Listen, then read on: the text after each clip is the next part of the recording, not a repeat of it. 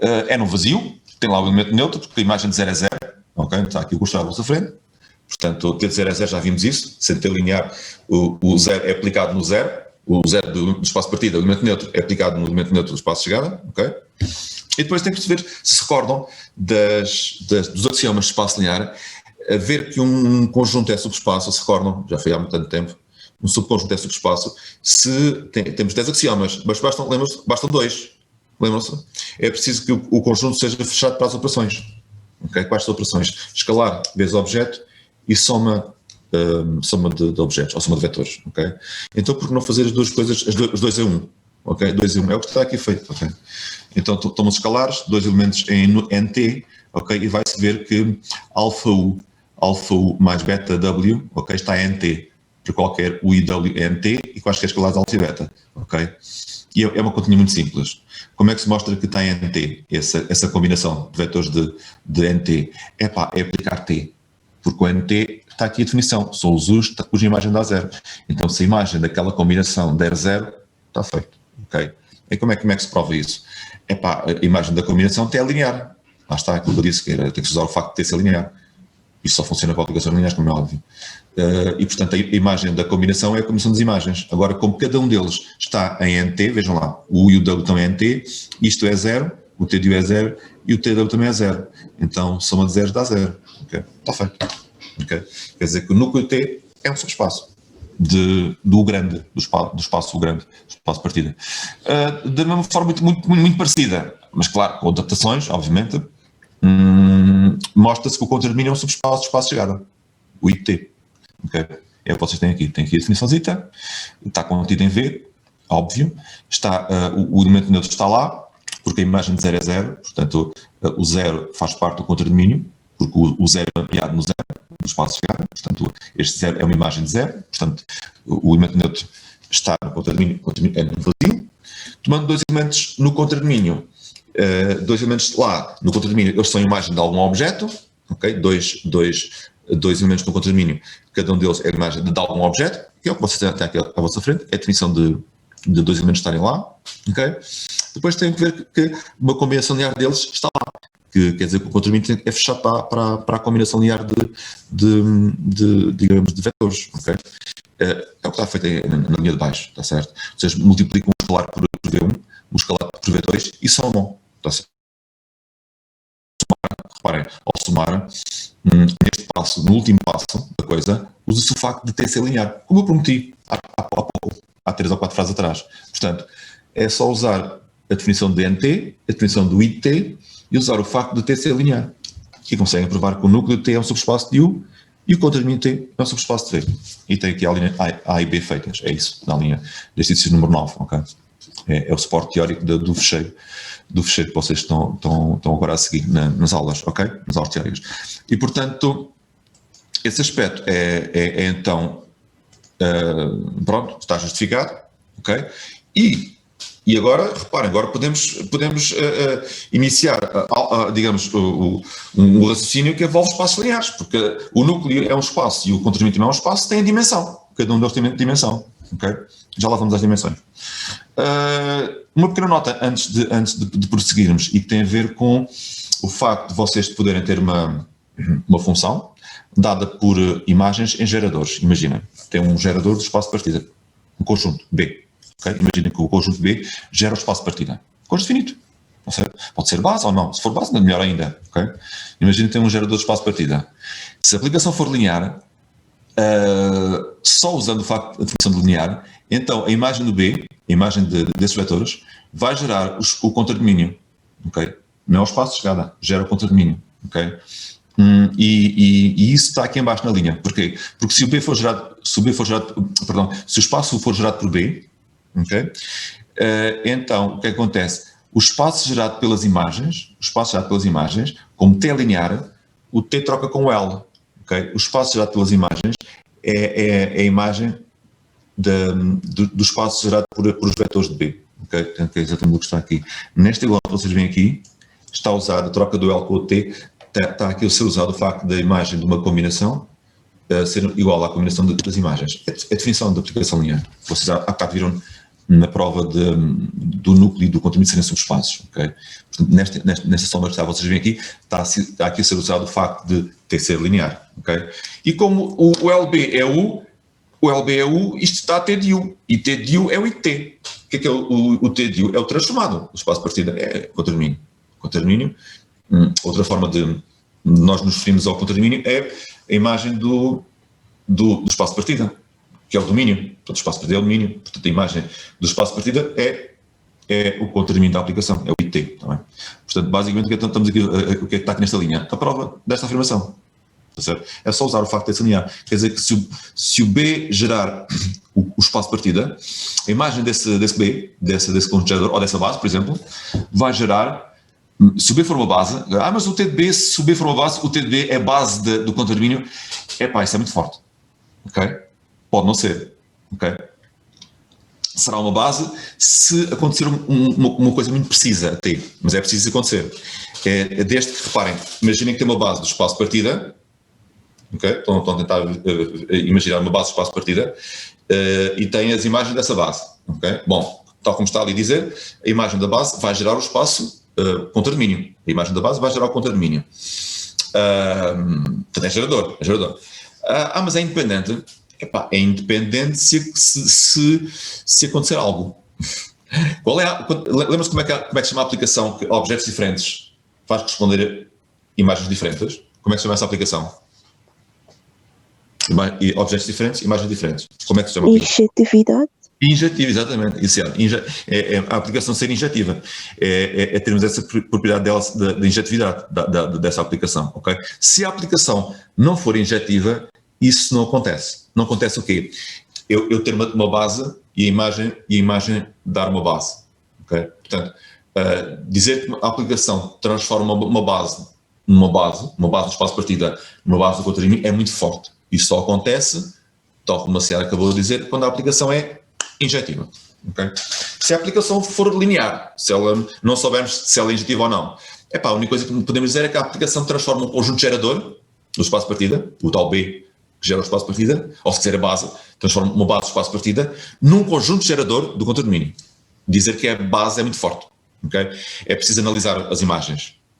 Olhei para as imagens, pus a escada e vi que eram independentes. Ok, espetáculo. Nesse caso, concluem que a imagem da base do espaço de partida é uma base do espaço de chegada. Perdão, é uma base do contermínio.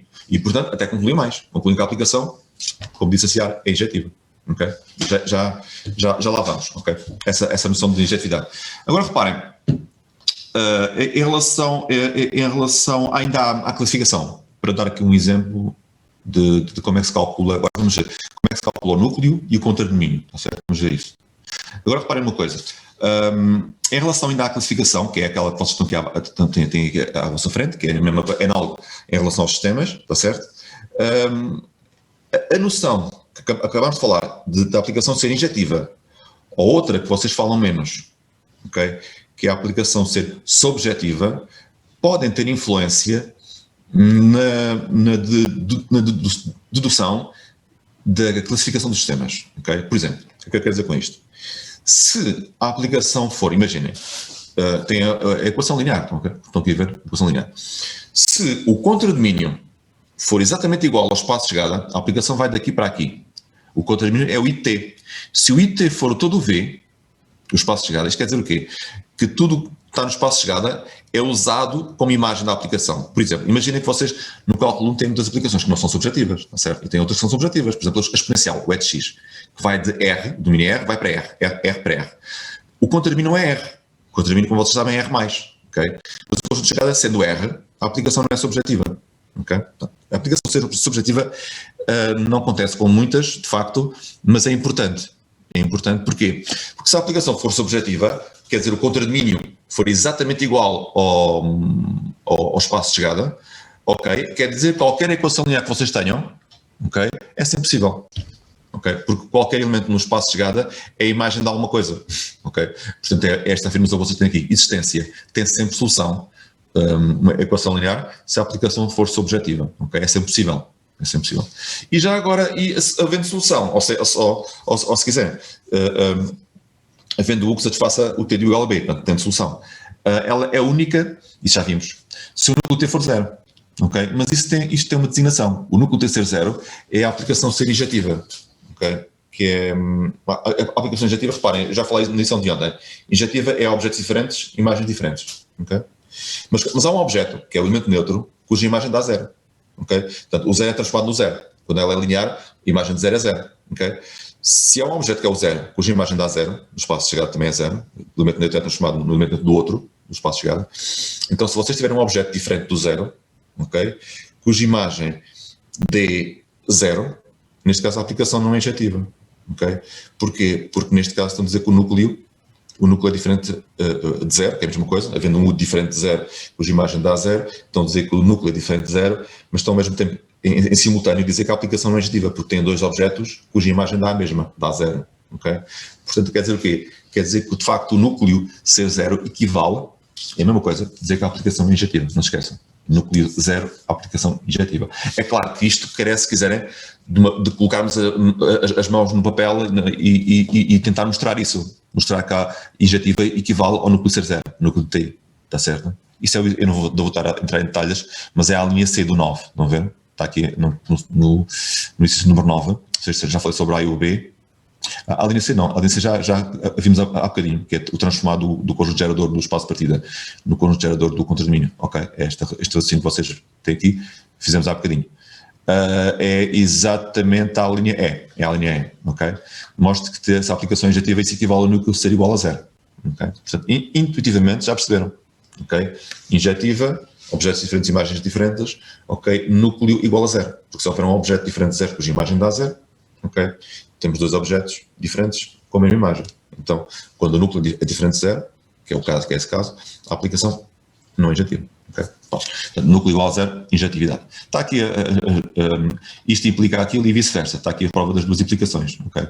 Bom, usa a definição, as definições do núcleo de aplicação ser injetiva e o facto de ter de ser linear, está certo? Nas duas implicações. São curtas, não terá especial. Mas, tal como aquelas provas que vocês viram há bocadinho, envolve as definições inteiras, tá bem? Da aplicação linear e dos conjuntos que estão aqui, núcleo e da noção de ser injetiva. É a única coisa que aparece aqui neste raciocínio que vocês veem aqui à vossa frente, tá bem? Nesta prova. Ok, então, muito bem. O núcleo ser 0, havendo solução, há só uma, ok? E as duas coisas juntas. Com a aplicação ser subjetiva e injetiva. Okay? É algo espetacular. É tão espetacular que damos um nome. A aplicação chama-se bijetiva. Bijetiva é injetiva e subjetiva. Se for as duas coisas em simultâneo. Injetiva e subjetiva. Portanto, chama-se aplicação bijetiva. Está certo? Bijetiva. E nesse caso, nós conseguimos garantir a existência, ok? E conseguimos garantir a unicidade, que há só uma solução, que é o que vocês veem aqui em baixo. Okay? E, portanto, contradomínio igual ao espaço de chegada, núcleo igual a 0. A equação é realmente possível, sempre, quando isto acontece. Qualquer equação é sempre possível quando aquilo acontece. A aplicação subjetiva e injetiva, bijetiva. E a solução é aquilo que vocês há bocado disseram, e bem, que é o U igual a T menos 1 de B. Okay? U igual a T menos 1 de B. Okay? Nesse caso, a aplicação é invertível. Okay? Não se esqueçam que a aplicação é invertível quando é feita entre espaços com igual dimensão, ok? E digamos, a matriz da aplicação, sendo quadrada, é invertível. É a mesma coisa. Quando a matriz da aplicação é invertível, diz que a aplicação é invertível. É a mesma coisa. Okay? E nós só invertemos aplicações entre espaços com igual dimensão. Okay? E, portanto, já agora temos um nome ainda mais específico para isto, quando isto acontece. A aplicação ser injetiva, subjetiva e linear. Okay? As três coisas. Okay? São as aplicações mais poderosas da disciplina. Okay? Uma aplicação que é linear, que é injetiva e que é subjetiva em simultâneo, okay? Ao mesmo tempo, quer dizer que a aplicação é um isomorfismo. Um isomorfismo. Quando temos um isomorfismo, que é uma aplicação que é linear e bijetiva, okay? Isomorfismo, os espaços envolvidos têm sempre igual dimensão. É um se só se. Dois espaços têm igual dimensão, se houver um isomorfismo entre eles. É claro que pode haver aplicações entre espaços com igual dimensão que não são isomorfismos, ok? Mas havendo espaços com igual dimensão, existe sempre, pelo menos, uma aplicação entre eles que é um isomorfismo, bijetiva e linear, ok? Bom, então isso ficará daqui a pouco. Eu vou dar um exemplo em relação ao isomorfismo, eu vou já falar sobre isso. Deixa-me continuar com aquilo que há bocado estava a dizer, que é, no fundo, digamos, calcular núcleo e contradomínio. Exemplos disto, está certo? Como é que calcula contradomínio e núcleo, está bem?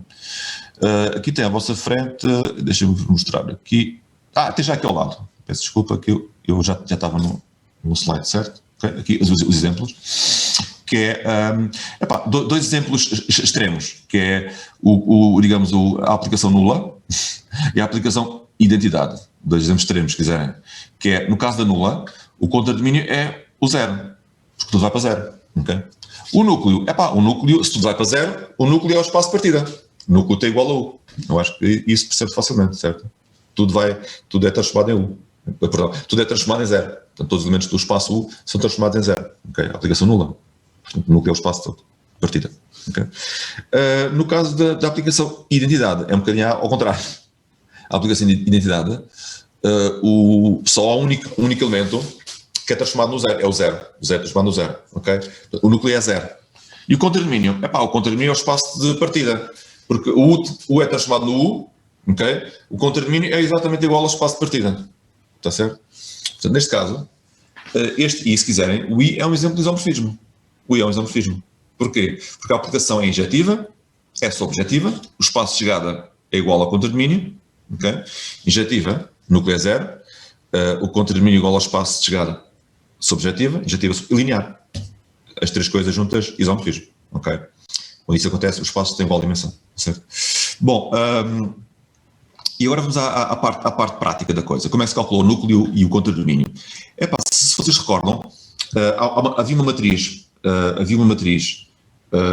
muito importante, okay, que se podia calcular facilmente e que permitia dizer que a imagem de um objeto é a matriz vezes esse objeto. E essa matriz era a matriz da aplicação em que bases? Lembram-se? Em que bases? Quais eram as bases especiais que, ao calcular a matriz da aplicação nessas bases, a imagem é sempre igual à matriz vezes o vetor? Lembram-se das bases? Bases canónicas. As bases canónicas, exatamente. As bases canónicas. Que é aquilo que nós fazemos aqui. Porque nós conseguimos ter T de igual a vezes U se o A for a matriz nessas bases. As bases canónicas, a matriz T nessas bases. Então calculamos. Se tivermos então uma aplicação assim, com esta fórmula, vamos tentar calcular então a matriz. Cá está. Isto é a imagem do primeiro vetor da base canónica, a imagem do segundo, do terceiro e do quarto. Okay? E nesse caso, temos esta garantia do T de U ser A, essa A que vocês têm aqui à vossa frente, vezes U. O que é U? É o objeto em coluna, é o XYZW. Okay? Se multiplicarem isto pelo XYZW, dá de facto a fórmula que vocês têm aqui à vossa frente. A matriz, não se esqueçam, é sempre ao contrário. Se a aplicação vai de Rn para Rm, a matriz é M por N. Não se esqueçam, é sempre assim. Bom, esta fórmula permite o quê? Permite ter imediatamente duas coisas, que é, as imagens são combinações das colunas, ok? Portanto, T de U igual a vezes U, as imagens, portanto, o IT é o espaço C de A, ok? Já falámos sobre isso ontem também, IT é o C de A, e o núcleo de T, que é o que me interessa também, o núcleo T é quando isto é zero. Mas isto ser zero é aquilo ser zero, são iguais. Isto ser zero é os U tais que isto é zero, é o núcleo de A. Então o núcleo T é o núcleo de A, o contradomínio T é o C de A. Okay? Portanto, a dimensão é imediata. A dimensão do NT é a dimensão de NA. E qual é a dimensão de NA? Digam-me lá. Qual é a dimensão de NA? É o que da matriz? É a sua? É a dimensão de NA, do núcleo de A. Nulidade. Okay. E a dimensão do IT, a dimensão de CDA, e a dimensão de CDA é o que da matriz? É a sua? De CDA. Característica. Portanto, temos dimensão do núcleo T e dimensão do contradomínio T muito fácil de serem calculados. Ok? Então, é aqui. Vocês têm aqui em baixo. A base do núcleo T é esta. Como é que se faz? Escada. Resolve-se as equações homogéneas. Ok? Têm menos 1/3 de y mais 14/3 de z igual a 0. Isolam o y em função do z. Okay? Tem as variáveis, vão ter duas livres e duas variáveis dependentes, que não vão aparecer livres, e depois têm dois geradores. Okay? Depois de fazer as contas. É claro que isto não é, eu não faço isto de cabeça, está certo? É depois de fazer as contas, consegue-se. Bom, aqui vê-se que de facto aparece tudo zeros, é porque o W, de facto, uma delas tem que ser o W é livre, okay? Por isso é que aparece 0001, como vetor da base de NT, um dos vetores, ok? E portanto temos dois vetores, nulidade é igual a 2, há duas colunas sem pivô, que é esta e é aquela, a dimensão é 2, há dois pivôs, logo a dimensão de CDA, que é a dimensão do contradomínio, também é 2, ok? e tem aqui a base ao contradomínio, que é de facto, por exemplo, as colunas correspondentes às colunas com pivô. Lembram-se? Esta coluna tem pivô, aquela também. Logo, as colunas da matriz inicial, nos mesmos sítios, a primeira coluna e a segunda correspondem àquelas 1 e 2, ok? Então, 301 e 101 é uma base para CDA. Mas como CDA é igual ao contradomínio, é uma base para o contradomínio, está certo? Ok. Então, reparem, neste enquadramento que vocês têm aqui, já conseguimos calcular o núcleo de T, o contradomínio de T, a partir do núcleo de A e do espaço das colunas de A. Ok? Ok, isso é bastante bom. Agora vocês podem perguntar, ok, mas nem sempre temos a base canónica, nem sempre temos a matriz nas bases canónicas, ok? Então a ideia é sempre construí-la. Se vocês tiverem a fórmula, sim. Se tiverem a fórmula, sim, construam a matriz facilmente, certo? Mas imaginem que vocês não têm fórmula, ok? Que eu vos coloco um exercício em que eu vos dou, não a fórmula, dou-vos a matriz da aplicação, mas estou um bocadinho chato. Dou a matriz da aplicação em bases não canónicas.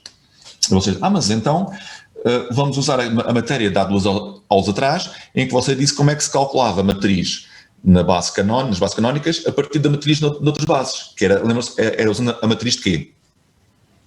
Como é que nós calculávamos a matriz nas bases que nós queremos a partir de uma matriz noutras bases? Tínhamos que usar à esquerda e à direita uma matriz muito especial, nós já falámos há 3 semanas.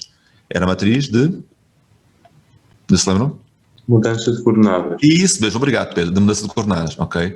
Mas a ideia é assim, mas isso se calhar é se calhar muito trabalho para aquilo que se pretende fazer, que é simplesmente calcular o núcleo e o contradomínio. Temos que arranjar ainda outra matriz, que é, tal como está aqui, que é conveniente, que é nas bases canónicas, para depois fazer as contas, poderá parecer, e é mesmo, trabalho demais para aquilo que é pedido, ok? Então, a minha sugestão é a seguinte, usem a matriz que tenham. Usem a matriz que aparece, ok? Então vamos fazer isso. Imaginem que aparecia uma matriz, estão a ver aqui, B1 e B2, uma matriz em bases não canónicas, que é aquela que está aqui à vossa frente. Então reparem, como é que eu vou usar esta matriz para chegar ao núcleo de T e ao contradomínio de T? Atenção que, neste caso, o núcleo de T não vai ser o núcleo de A, daquela matriz. E o contradomínio de T não vai ser o espaço das colunas de A. Mas este não vai ser, entre aspas, não vai ser de facto igual, mas é quase. Não é igual, mas é quase. O que é o ser quase? O caso tem a ver com as coordenadas, que é assim. A matriz que vocês veem aqui é feita de coordenadas em coluna. Okay? São as imagens destes vetores as coordenadas das imagens de B1 em B2, em coluna. Okay? Portanto, aqui, na primeira coluna é a imagem deste naquela base, os escalares em coluna. Portanto, isto, se esta for a matriz que nos dão no enunciado, facilmente a gente consegue interpretá-la. Okay? Mas a questão é saber usá-la para calcular então o núcleo de T. Como é que a gente faz isso? É muito simples. É só perceber o que é que a matriz faz. A matriz faz isto que vocês têm aqui. É isto que a matriz faz. A matriz desempenha o papel de T, que é T transforma o objeto numa imagem. E a matriz faz isto ao nível das coordenadas, por meio de um produto, que é coordenadas do objeto, vezes o A, ok, à esquerda, dá as coordenadas da imagem do objeto na base do espaço de chegada. É exatamente esta equação que vocês veem aqui, que eu já falei sobre ela há 3 semanas atrás, várias vezes, muitas vezes, ok? É isto que a matriz faz. A matriz faz o mesmo papel de T, o T é objeto e imagem, a matriz é coordenadas do objeto, transforma nas coordenadas da imagem do objeto. É exatamente o que está aqui. Estão a ver aqui? Coordenadas do objeto, o produto dá as coordenadas da imagem do objeto. E com as coordenadas, vocês têm as bases, com as coordenadas e com as bases, como é que vocês chegam aos vetores? Digam-me lá. Quando têm as coordenadas de um vetor e a base, o que é que precisam de fazer para chegar ao vetor? Imaginem que têm um U e as coordenadas, ou melhor, querem o U, vetor U, e têm a base B e as coordenadas do vetor U na base B. O que é que precisam de fazer para chegar ao vetor U? Alguém me diz? Multiplicar. Exatamente. Obrigado. É só multiplicar. Essa é a palavra certa. Okay? Nada de extraordinário. É só multiplicar. Então vamos interpretar o que está aqui, que é o núcleo de facto, o núcleo de digamos, de T, é o quê? São os U's tais que o T de U é 0, já percebemos. Mas o T de U é 0 quando as coordenadas forem 0, é a mesma coisa. Okay? Então, quando isto for 0, deste lado for 0, então isto será 0. Mas então, isto ser 0 quer dizer que podemos encontrar o isto que está aqui, isto, tal que A vezes aquilo é 0. Okay? Mas isso estamos a encontrar no núcleo de A. Mas ao encontrarmos o núcleo A, não estamos a encontrar ainda os vetores do núcleo T. Estamos a encontrar, é isto que está aqui à vossa frente. Isto está aqui. E isto é o quê? São as coordenadas deles. Está certo? Portanto, que é o que está aqui a bold, está bem? Para vocês não se esquecerem. Os vetores do núcleo A, portanto, vocês vão calcular à mesma o núcleo da matriz, ok? Só que depois precisam de fazer a tal multiplicação que o vosso colega acabou de dizer, que é a multiplicação pela base. Portanto, o que vocês encontram é, ao calcular o núcleo de A, calculam as coordenadas dos vetores do núcleo T. Como é que chegamos aos vetores do núcleo T? Multiplicando. Está certo? Multiplicando a base do núcleo de A pela base do espaço de partida. Os vetores da base do núcleo de A. Os escalares vão aparecer como escalarzitos. Então reparem, e em relação ao contradomínio, é a mesma história. O contradomínio são as imagens, mas aqui que vocês têm é as coordenadas. Através do produto, vocês obtêm as coordenadas das imagens. Só precisam pegar nisto e multiplicar pela base B2.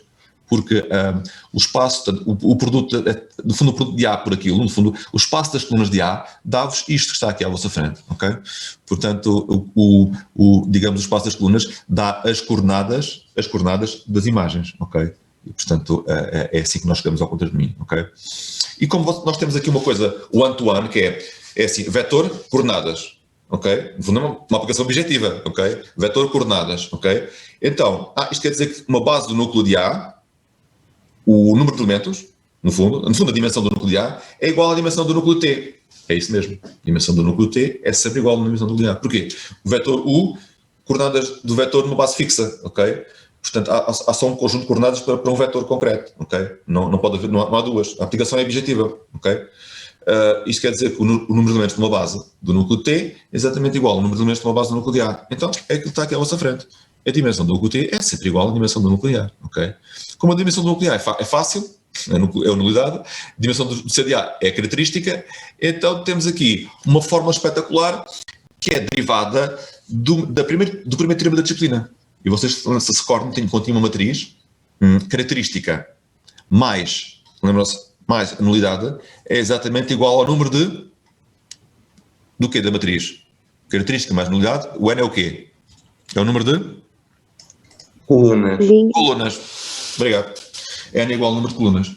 Só que, e neste caso das aplicações, o número de colunas, o N, é exatamente a dimensão do espaço de partida, do RN, ok? Porque a matriz é sempre ao contrário. Se a aplicação vai daqui para ali, de RN para RM, o número de linhas é M, o número de colunas é N, ok? Portanto, o N, o número de colunas, é a dimensão do espaço de partida. Então, temos aqui um teoremazinho espetacular para fazer as contas, ok? Que é a dimensão do espaço de partida, o U, é a dimensão do núcleo T mais a dimensão do contradomínio T. Portanto, é um teoremazinho cuja prova sai imediatamente daqui, ok? Está certo?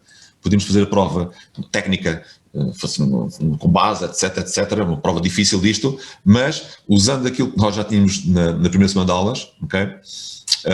Conseguimos imediatamente estabelecer esta igualdade. Dimensão do espaço de partida igual à dimensão do núcleo T mais a dimensão do contradomínio T. Certo? Isto permite fazer as contas. Ok, querem ver já agora num exemplo do que está aqui na tal matriz não em bases não canónicas? Então reparem, imediatamente vocês têm, sem calcular o núcleo, dimensão do núcleo, é A em escada, um pivô, ok? Dimensão do contradomínio, um pivô é a dimensão do contradomínio é 1. Mas sem calcular, reparem, sem calcular a dimensão do núcleo, eu posso fazer já uma continha e dizer que é 2. Porquê? Olhem para o que está aqui em baixo. A dimensão do espaço de partida é este mais aquele. E se este que vocês acabaram de calcular é 1, a dimensão do espaço de partida, o espaço de partida é visível. A dimensão de R3 é 3, ok? Se este é 1, este será 2. 2, obrigado. Ok. E de facto, pondo a escada, vê-se de facto que há duas colunas sem pivô. 2. Está certo? Portanto, temos aqui um controle espetacular sobre as contas. Ou a gente calcula e chega lá, outra vez deste teoremazinho que está aqui à vossa frente, se tiverem este, tem aquele. Porque este aqui é sempre fácil de calcular. É a dimensão do espaço de partida. É só olhar para ali. Não é? A dimensão do espaço de partida é 3. Finalmente, a base para isto. Base para o núcleo e base para o contradomínio. Base para o núcleo e base para o contradomínio. O enunciado. Núcleo de A. Ok? X igual a menos 2 menos 3z, geradores, ok? Pegam nos geradores e agora já fazem aquilo que está aqui escrito, que é, vocês olham para aqui e têm uma base para o núcleo de A, base para o núcleo A. Mas isso que vocês têm à vossa frente são as coordenadas, cada vetorzinho é um conjunto de coordenadas dos vetores do núcleo T. Então o que é que tem de fazer? Pegar nesta coisa, como são as coordenadas, pegar nestes vetores, como são as coordenadas, pegar neles e multiplicar pela base. Então fazem assim, menos 2 vezes este, mais 1 vezes aquele, mais 0 vezes aquele. É o que vocês têm aqui à vossa frente, este vetorzinho aqui. Depois, menos 3, 0, 1, são as coordenadas do outro vetor, do núcleo T. Menos 3 vezes isto, mais 0 vezes aquele, mais 1 vezes aquele. Porquê que eu estou a usar esta base? Porque o núcleo T é um subespaço, espaço-partida. Está bem? Então tenho que usar a base do espaço-partida. Okay? E, portanto, fazendo as contitas, tem aqui a base do núcleo de T. Está certo? E como é que se faz o CDA? Como é que se faz o base para o condomínio usando a base do CDA? O CDA é um pivô aqui, base do CDA 1, 2, okay? Base do que se passa 1, 2. Mais uma vez, é o que anunciamos aqui, que é, temos aqui, não uma base do condomínio, mas quase. Temos aqui as coordenadas, okay? Dos vetores dessa base. Aqui temos as coordenadas. Temos só um vetorzito, vamos só ter um vetorzito no condomínio de T, na base do condomínio T. Na base do condomínio. Ok, como é que se faz? 1 vezes, agora é espaço de chegada, perdão, é base do espaço de chegada, é 1 vezes este aqui, que o condomínio está no espaço de chegada, é 1 vezes isto, cá está, 1 vezes isto, mais 2 vezes o outro, que é a base do espaço de chegada, ok? A contita dá a base do condomínio, ok? E pronto, tem à vossa frente a forma de calcular facilmente o núcleo de T, o condomínio de T, a partir de uma matriz em bases não canónicas, ok? E, portanto, evitam estar a pegar nisto está aqui e escrever a matriz da aplicação em bases canónicas, ok? Portanto, isso é evitável. Bom, o que é que eu quero mais para concluir este assunto? Deixem-me-vos contar algo sobre a forma de resolver uma aplicação linear usando, por exemplo, esta matriz. Imaginem, vocês queriam resolver uma equação linear usando aquela matriz. Em vez da fórmula, imagina que tem a fórmula, tem esta matriz, ok? Quando vocês tiverem a fórmula, fazem logo a matriz nas bases canónicas e resolvem usando essa matriz. É fácil resolver o problema, porque consiste em resolver o sistema A igual a B. Mas se tiverem a matriz em bases não canónicas, que é aquela que está aqui onde está o cursor, como é que resolve uma equação linear com esta matriz? Então é assim, é muito simples, mas tem que se colocar em condições de usar, porque ela transforma as coordenadas do objeto nas coordenadas da imagem do objeto, ok? Vocês têm que se colocar em condições de usar. Então é assim, ok? Imaginem que eu resolver este problema disto igual àquilo, ok? Então, a forma de usar esta matriz para resolver este problema, trata-se de, como a matriz faz isto que vocês veem aqui, isto, então aqui, para usar a matriz, aqui tem que calcular no fundo isto, tem que calcular as coordenadas do termo independente na base B2, para depois usar esta equação. Porque esta equação que está aqui é a equação que se pode usar por meio, digamos, através da matriz do enunciado, não é? Nós pegamos nesta equação usando a matriz do enunciado, mas para poder pegar nela é preciso estarmos em condições de. Para eu poder usar isto que está aqui à vossa frente, é preciso ter isto, é preciso ter esta parte aqui. E para ter isto, é preciso fazer uma continha, que é o 6 menos 2, tem que calcular as coordenadas do 6 menos 2 na base de B2, que é exatamente o que vocês veem aqui. Isto tem que ser calculado. Tá bem? Portanto, tem que calcular 6 menos 2, cá está aqui, 6 menos 2 na base B2. Ok? Sistema, escada, 2, 4, a solução. Ok, 2, 4, pegam no 2, 4 e agora montam o sistema. Ok? Do que vocês veem aqui assombreado, essa sombra, já é esta equação. Está certo? Portanto, eu vou usar a equação, mas tenho que me colocar em condições de usar, que é escrever o termo independente na base do espaço de chegada, as coordenadas, porque a matriz mexe em coordenadas e, portanto, eu posso usar a matriz desde que me coloque nestas condições, de poder usar a matriz assim. Portanto, 2, 4, agora já está, eu escrevi aquilo na base B2, dá 2, 4, 2, 4, ok, e agora contas, escada, ok, temos esta equação, e podia de facto pegar no X, e agora, mas então já resolveu um problema, mas não resolveu o problema com T. Resolveu foi o conjunto de solução de A igual a B, com o A do enunciado. Ok, no fundo é isto, você está aqui. Portanto, eu resolvi o problema com A. Ok? Que isto está aqui, o A. Esta parte aqui, está aqui, a resposta. Como é que então chega ao T de A igual a B? O que vocês têm não é a solução do T de igual a B, são as coordenadas da solução. As coordenadas da solução. Então, se têm as coordenadas da solução, peguem nesta coisa que está aqui e multipliquem pela base do espaço de partida. Porque a solução está no espaço de partida, está certo? Ou então pegam nisto e multiplicam pela base B1. Então isto, estão a ver aqui, isto vezes o primeiro, mais isto vezes o segundo, mais o Z vezes o terceiro. E depois fazendo as contitas, ok, simplificando, ok? dá aí. Isto podia ser a resposta final. Agora reparem, mas pôs aqui uma coisa entre parênteses. O que é que você pôs aqui entre parênteses? Epá, eu pôs aqui um formato que também pode ser, é giro de ver, que é, isolei a parte que não tem variável, que é o 2, 2, 2, isolei, e depois a parte com variáveis livres, que é de facto uma expansão linear. E o que vocês têm aqui é algo espetacular. Isto que vocês veem aqui assombreado é o núcleo de T.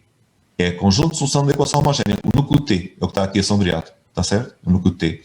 E aqui é a solução particular da equação. Está certo? O que nós escrevemos aqui neste slide. Conjunto de solução particular mais núcleo T. Portanto, quando vocês têm esta escrita compacta, esta escrita pode ser sempre escrita assim. Mas escreverem assim está 100%. Está certo? Mas só para vocês perceberem o significado disto, que é, podíamos de facto ter resolvido através do seu particular mais núcleo. E que é o que eu fiz aqui, do lado esquerdo. Eu tenho aqui uma forma de fazer, que é a forma mais standard, se quiserem, e tenho aqui uma forma mais subtil, que é, se eu tiver o núcleo de A, ok? Se eu tiver o núcleo de A, se eu tiver uma solução particular, ok? Tenho a solução particular, a solução geral do A igual a B. Depois finalmente chega à solução geral do T igual a B. Epá, se eu pegar a solução particular desta, okay, e multiplicar por esta base, se vocês fizerem isto vezes aquela base, dá exatamente isto. Okay? E se fizerem estes vetores, sim, que é, como é que escolho estes vetores? Epá, já vimos há bocado. O núcleo de A é isto, está bem? O núcleo desta matriz. Desta aqui. Está feito no slide anterior. Okay? Estão a ver aqui? Está feito o núcleo de A, onde é que ele anda? O núcleo de A está aqui. Ok? E, portanto, mais uma vez, pegando nestes vetores e multiplicando pela base, dá aqueles, ok? Portanto, mas este é diferente daquele. É verdade. É verdade porque aqui temos uma solução particular e aqui temos outra solução particular. Mas, se repararem, o núcleo é o mesmo, está a ver? Isto é igual àquilo, está ali. Portanto, esta solução particular, sendo diferente daquela, nasce do facto de pegar no vetor aqui e somar aquilo, dá aquele, está ali. Ok? Portanto, de facto, isto que vocês veem aqui assombreado é exatamente o conjunto que está ali. O conjunto é o mesmo. E tinha que ser, senão estaria errado, está bem? E, portanto, tem aqui duas formas de abordar, que é através de solução particular mais o núcleo T, ok? Ou então, resolvendo tudo, que é, resolve-se o A igual a B, resolve-se, está aqui, a resposta, resolve-se, e depois, pegando isto, multiplica-se pela base B1, porque vocês têm aqui não é a solução do problema T igual a B, são as coordenadas da solução. As coordenadas da solução multiplica-se pela base do espaço de partida, ok? Que é aquela que está ali, ok? E depois tem a resposta. Esta é a solução do problema, ok? É a solução do problema. Bom, eu acho que não tenho assim muito mais tempo, não terminei ainda o capítulo que eu esperava fazê-lo, não tem problema nenhum, iremos falar sobre isso. Eu só queria terminar a aula com, no fundo, as noções que acabei de referir há bocadinho, que são as noções que ajudam ainda a perceber melhor esta temática das transformações lineares e das equações, etc., que são aquelas noçõezinhas: injetividade, subjetividade e o isomorfismo, ok? Que é o que vocês têm aqui nestes slides que eu vos mostrei aqui. Portanto, basicamente já falei sobre isto, que é injetiva equivale ao núcleo ser zero, ok? Se a dimensão de U for igual à dimensão de V, a aplicação é invertível, e neste caso as duas noções são equivalentes, que é a aplicação em ser injetiva e ela ser invertível. Uma aplicação ser injetível equivale a ela ser invertível se o espaço estiver igual à dimensão. Reparem, se a aplicação for injetiva e se o espaço tiver dimensões diferentes, ela não é invertível. Okay? Portanto, invertível implica sempre injetiva. Invertível implica sempre injetiva. Mas injetiva não quer dizer que ela seja invertível. Basta ela ser feita entre espaços com dimensão diferente. Por exemplo, de R2 para R3 pode ser injetiva, mas não é invertível, ok? Portanto, quando os espaços têm igual dimensão, ou são iguais, ok? Igual dimensão, se ela for injetiva, então é invertível, é equivale, ok? E, portanto, isso reparem, isto fica muito simples se vocês tiverem matriz. Vocês têm matriz, esta vê-se logo a nulidade. A nulidade igual a zero, está feito. Nulidade igual a zero, dimensão do núcleo é zero, injetiva, ok? E, portanto, tem aqui uma série de equivalências, que é aquilo que já falámos. O núcleo ser zero, que é a dimensão do núcleo ser zero é a mesma coisa. Injetividade, nulidade igual a zero. Característica máximo, n, porque a matriz, o n é o número de colunas, ok? A função transforma um conjunto independente num conjunto independente no espaço de chegada, sim. Isto é um exercício da ficha 9, outra linha daquela parte teórica. Sim, ok. Transforma a base de U em base de conta de mínimo, sim. ok? Porque objetos diferentes e imagens diferentes, a aplicação transforma um conjunto gerador num conjunto gerador do contradomínio. Se tivermos uma base, então vamos conseguir transformar uma base de espaço de partida numa base do contradomínio se a aplicação for injetiva, ok? Que é o que vocês veem aqui. E, portanto, a dimensão de U é igual à dimensão do contradomínio, se ela for injetiva, claro, porque a base é transformada na base do contradomínio, ok? Injetividade, um aqui, um ali, ok? Portanto, o número de elementos da base do U é igual ao número de elementos da base do contradomínio, que é exatamente a... Portanto, tudo isto é equivalente, são sinónimos, está certo? E, portanto, através da nulidade, nós conseguimos ter imediatamente, digamos, a resposta em relação à injetividade, ok? E já agora, para terminarmos, em relação à subjetividade, é a mesma história, só que a definição tem a ver com o contradomínio, está bem? Portanto, a subjetividade é o contradomínio igual ao espaço de chegada, ok? E, portanto, se a aplicação for subjetiva, vai transformar um conjunto gerador num conjunto gerador de U num conjunto gerador de V. Ok? Sabe porquê? Porque a aplicação sendo linear, começamos a aula por aí, a aplicação transforma um conjunto gerador do U num conjunto gerador do contradomínio. Mas como o contradomínio é igual ao espaço de chegada, se ela for subjetiva, então a aplicação transforma, se for subjetiva, o conjunto gerador do espaço de partida no conjunto gerador do espaço de chegada. É exatamente essa frase. Okay?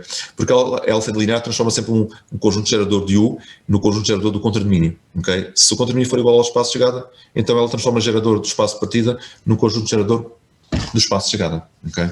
E nesse caso, a dimensão do contradomínio é igual à dimensão do espaço de chegada. É a mesma coisa. Portanto, se isto for igual àquilo, a dimensão do contradomínio é a dimensão do espaço de chegada, que é M, neste caso, se a dimensão de V for igual a M.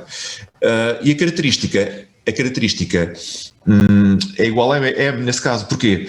Porque a característica é o número de pivôs. Se o número de pivôs for igual ao número de linhas, reparem, se o número de pivôs for igual ao número de linhas, a aplicação é subjetiva. Porquê? Se a matriz dela, depois de pôr em escada, o número de pivôs, okay, for igual ao número de linhas, o número de linhas da matriz é a dimensão do espaço de chegada. O número de linhas é a dimensão do espaço de chegada. Se o número de pivôs for igual, o número de pivôs é o quê? É a dimensão do contradomínio. Se a dimensão do contradomínio for igual à dimensão do espaço de chegada, é isso mesmo. Okay? Se a característica for igual ao número de linhas, é espetacular. Se a característica for igual ao número de linhas, okay, a aplicação é subjetiva. Okay? Portanto, é o que tem aqui. Característica 2, a matriz tem duas linhas, subjetiva. Estou a ver? De uma forma muito simples de concluirmos que uma aplicação é subjetiva. Se a característica for igual ao número de colunas, ela é injetiva. Se a característica for igual ao número de linhas, ela é subjetiva. Até se for as duas coisas, se for igual ao número de linhas e for igual ao número de colunas, então temos o tal isomorfismo. Okay? E depois falo sobre este slide na próxima aula. Temos o tal isomorfismo, que é, aqui tem exemplos, isomorfismos, está bem? Tem exemplos de aplicações objetivas e lineares. Isomorfismo é ser injetivo e subjetivo, está certo? E eu penso que era exatamente aqui neste sítio que eu queria terminar. Na próxima aula terminaremos este capítulo no que toca aos valores próprios que vão existir de uma transformação linear. É uma mini secção, ok? Tem 2 páginas, que vai ser exatamente a calcular valores próprios da matriz da aplicação linear. E, portanto, digamos, 95% do capítulo está encerrado. Vocês podem fazer quase todos os exercícios que têm na ficha 9, com exceção dos exercícios que envolvem valores próprios, ok? E pronto, até daqui a pouco a aula prática online, onde abordaremos o exercício da ficha 9, está certo? E se tiver alguma dúvida, depois nós falamos na aula, está certo? Okay? Obrigado pela vossa presença. Obrigado. Obrigado, professor. Obrigado e bom trabalho no resto das aulas de hoje, está certo? Bom dia para vocês. Obrigado, professor. Bom dia, professor. Deus, bom dia, até logo. Obrigado. Com licença.